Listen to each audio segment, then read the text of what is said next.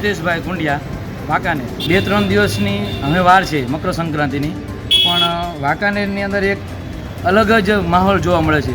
બધી એક હરીફાઈનો માહોલ ઠેક ઠેકાણે છે. એ મોલ સ્ટોલ ખૂબ જ એક હરીફાઈનું એક વાતાવરણ છે. તો એવા સમયમાં આ વખતેના ગ્રાહકો પણ મૂંઝાણા છે કે કયા સ્ટોલેથી લેવું. અને આ સમયે આખું જ વાતાવરણ છે, એક હરીફાઈ જેવું વાતાવરણ જોવા મળે છે. અને ખૂબ જ વાંકાનેરમાં સ્ટોલ છે, જેમ કે માર્કેટ ચોક છે, મેન બજાર છે, ગ્રીન ચોક છે.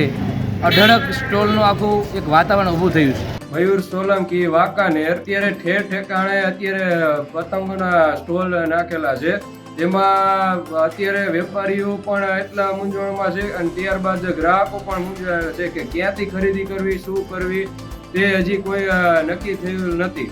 ત્યારબાદ અવનવી સ્ટોલોને કારણે વેપારીઓમાં પણ હરીફાઈનો અનુભવ એક થયેલ છે. ત્યારબાદ જોવામાં આવશે 13 તારીખે કે શું મકર સંક્રાંતિ થઈ છે.